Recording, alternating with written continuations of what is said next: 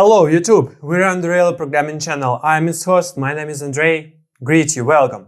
This is our 21 lesson. We will talk about HTML, PHP and MySqL. And what about topic? Email marketing in PHP and MySqL. Let's go talk about this. Okay, for a start, test drive. Try out the Add Email forum. Download the code for the Add Email webpage from the Headfirst Labs website at www.headfirstlabs.com /hf/php, or you can download this in description under this video in YouTube. Here is a link to Google Drive. You can download. You may download it. Okay, it's in the chapter 03 folder. This code consists of Elmer's web form in addemail.html, a style sheet style.css, and two images Elvis logo.gif and blankface.jpg. Don't forget to change the base connection variables to your own. Now create a new text file called addemail.php and enter all the code on the facing page.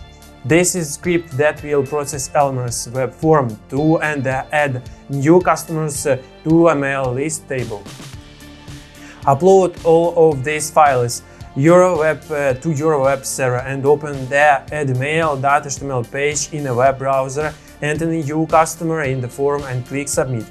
The insertion of the new customer to the mail list is confirmed by the addemail.php script. Check to see that the customer was added to the database by using a select query in a MySqL tool. There are no dumb questions. Is the star in the SQL select command the same thing as an asterisk? Yes, it's the same character on your keyboard located above the 8K.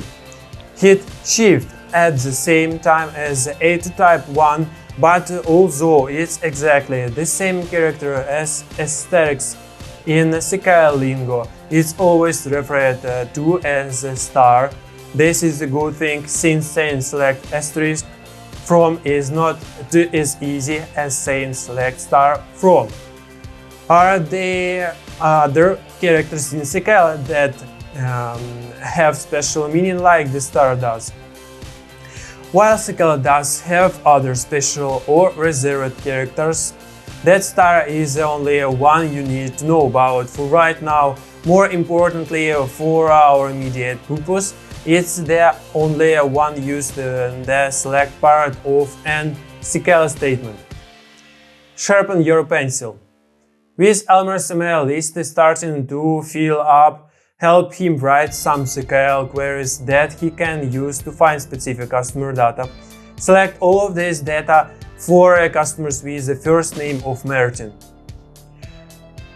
And select only the last name for customers with the first name of Buba.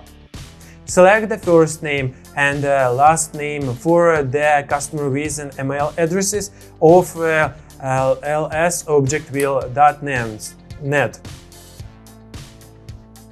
I will show you address in Sublime Text. And for last, select all of the columns for customers with the first name of an Amber and last name of McCarthy. Very cool. Now that users can subscribe to my email list to the web page, the list pretty much builds itself. This isn't the end of the table. Elmer just has a rapidly growing mailing list. But the mail list can't send itself. Elmer's still missing the other part of the web applications, the part that allows him to enter an email message and have it delivered to everyone on the email list. To do this, he'll need a new HTML form and a PHP script to put it into action. Step 2 is done. And the free step will be create a send email web form and the PHP script for sending an email to the list. And if you're ready for a solution of exercise sharpen your pencil, we will continue. If you're not ready, take a pause. Okay, this is our solution. The star, select all the columns in the table. These were closed streams down the query results to only those customers with a first name of Martin, and then only the last name underscore name column is returned in the query results.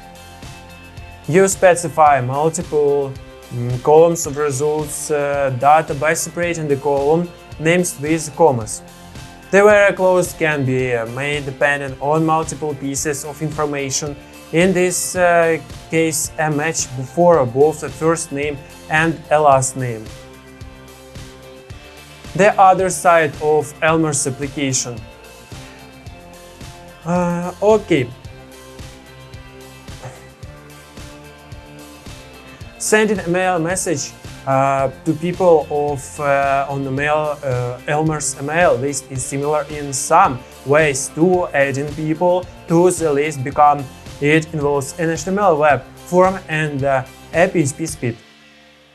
The big difference is that sending an email message to the mailing list involves dealing with entire content of the mail_list table, whereas the mail.php script only deals with one row of data. We're finally on the last step.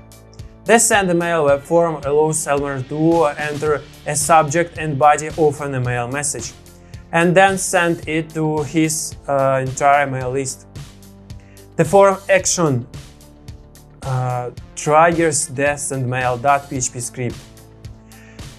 The sendmail.php script reads customers from the database table and sends Elmer's email message to each of them. And then the nuts and bolts of the sendmail script. The sendmail.php script must combine data from two different sources to generate and send email messages. On the one hand, the script needs to pull the names and email addresses of the mail recipients from the mail_list table in the Elvis_store database, but it also has to grab the mail subject and the message body entered by Elmer into the second send email web form sendemail.html. Let's break down in the steps involved. First, use the $_post array to get the mail subject and the object body from the form. There is nothing now here. Clicking this submit button, the submail.html from the send the form data to sendemail.php, where capture it in a variable with little help from the $_post array. 2. Run a select query and the mail_list table. The PHP MySql query function runs a select to get the table for this email list. Since we want all of the data in the table, we can use select. And 3. Fetch the mail data from the query results. Running a query alone doesn't provide access to data. We need to grab each row of the data in the query result, another to have access to the first name, the mail list last name and the mail addresses of each customer, and 4. Call the mail with two brackets function to send a mail message to each customer. Sending and to email the mail involves looping toward each customer in the mail list, which corresponding to each row of data in the query results. The loop you create here starts at the first row of data, then moves on the second row and loops toward and remaining rows of the data obtained by the select query. We stop when we reach to the end of the data. The script needs mail data from the mail_list table. The mail subject and body are delivered to the script via $_post superglobal. First things first, grab the data We're already pretty well versed in extracting data from forms in PHP, and we will talk about this in the next lesson. And don't forget, remember, you'll find the coded materials of this lesson under this video in the description, link to Google Drive. And not only for these materials, Sublime Text will be here too. And here is our lesson 21 is over. Thanks for watching. Subscribe to my channel. Please put likes, share with friends, comment, drink more water, meditate, do exercise every evening, preferably after you have done all the work. And eat bananas, eat chocolates, eat nuts. That's all. Thank you. Bye.